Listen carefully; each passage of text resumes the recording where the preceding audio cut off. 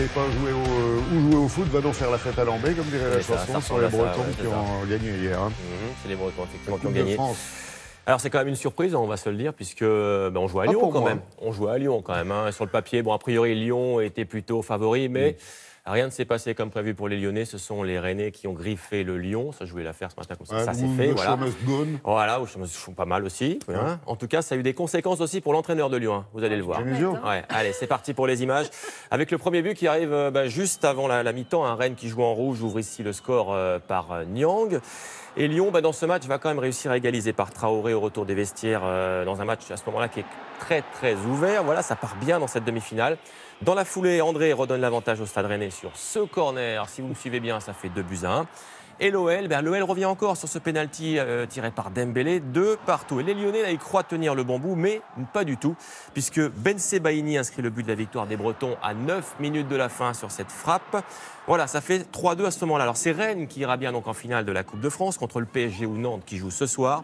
Conséquence, écoutez bien, Bruno Genesio, l'entraîneur de Lyon, qui devait être reconduit hier soir à la tête du club, il va devoir attendre. On écoute Jean-Michel Aulas qui s'explique. Je suis triste aussi de ne pas pouvoir vous annoncer ce qu'on avait prévu d'annoncer, c'est-à-dire le fait que Bruno pourrait re-signer 2 ans de manière automatique quand il le souhaiterait. Voilà, alors ça c'est pour Lyon. On parle aussi du PSG ce matin avec la rencontre entre une icône intemporelle, le roi Pelé qui est à gauche, la nouvelle star Kylian Mbappé à droite. Ces deux-là, voilà, ils rêvaient de se rencontrer, c'est fait, c'était à Paris. Alors on sait, vous vous en souvenez que la légende brésilienne, salon de l'auto, oui. Ils ont des sièges un peu baquets quand même. Valérie, vous êtes déformée. Voilà, la voiture et vous, Valérie. Non, vous vous souvenez juste pour dire que pendant le mondial, Pelé avait encensé Kylian Mbappé, il avait tweeté, voilà, c'est mon successeur. Il voulait se rencontrer, c'est fait. Très sympa cette rencontre. Bon, il y a du foot, mais chez nos voisins et amis espagnols aussi. Oui, alors italien d'ailleurs. On jouait la 30e journée dans ces 2 championnats. Donc autant dire que le sprint final est lancé, on l'a bien compris. Il y a du suspense, il y a du spectacle du côté de Barcelone, notamment qui était mené 4-2 du côté de Villarreal, avec ce but ici de Iborra. À ce moment-là, il y a urgence pour le Barça. Quand il y a urgence, il y a un pompier. C'est Lionel Messi, et ça c'est pas nouveau, qui marque sur coup franc. Les Barça qui revient à 3-2.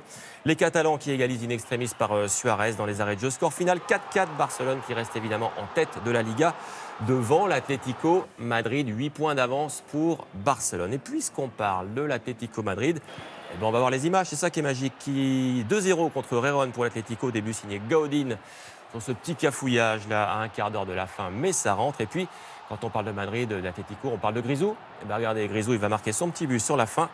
Le voici sur ce compte, 2-0 score final. Regardez, voilà, et puis il se laisse pousser les cheveux, Grisou, en ce moment. C'est son petit truc en ce moment. Voilà, vous l'avez reconnu. Et puis on va en Italie, où la Juventus Turin en blanc s'est imposée 2-0 à Cagliari, une Juve sans Ronaldo, qui ouvre le score par Bonucci en première mi-temps. Et puis c'est Keane qui marque le deuxième sur la fin. Et là, accrochez-vous, la Juve a ce matin 18 points d'avance sur Naples. Autant vous dire que comme en France avec le PSG, c'est plié côté Calcio. Ok. Ouais, un peu de Formule 1 avec une info? Oui, alors de temps en temps, on parle de Formule 1, hein, Valérie. Marrant, avec vous deux, là. Pour vous parler de qui? De Mick Schumacher. Le nom, ça vous dit quelque chose? Schumacher ou Mick? Mick Schumacher tout court, c'est le fils du septuple champion du monde, Michael Schumacher, dont on sait que voilà en ce moment. Il a quel âge? Mick Schumacher, 20 ans. 20 ans, et on parle de lui, vous savez pourquoi? Parce qu'il a fait ses débuts en Formule 1 officiellement, c'était hier, du côté de Bahreïn. C'est des essais. Je vais attendre, Valérie. Voilà, Attends, le basket pour Riway, la Formule 1 pour Maurice. Allez, je vous le montre quand même. Je vous le montre, c'est lui. Regardez, c'est Mick Schumacher. Il a 20 ans, donc je l'ai dit. Ça s'est passé sur le circuit de Bahreïn. Et le rouge, il va bien, et c'est pas un hasard. Puisque comme papa, à la grande époque, lui, il a fait ses débuts sur une Ferrari. Donc c'était hier à Bahreïn, un simple test, vous l'avez dit Valérie, parce qu'il roule en Formule 2. Mais je peux vous assurer qu'on le reverra forcément rapidement sur les Grands Prix, parce qu'il a déjà signé un contrat junior avec la Scuderia Ferrari, donc il est très suivi par les Rouges. Puisqu'on parle de stars, je vais aller du côté de la NBA cette fois. Regardez, LeBron James, la star des Los Angeles Lakers, qui a annoncé qu'il ne disputerait pas le prochain championnat du monde. Ce sera en Chine en septembre avec l'équipe américaine. En revanche, il a dit qu'il viserait peut-être les JO de Tokyo, ce sera en août 2020.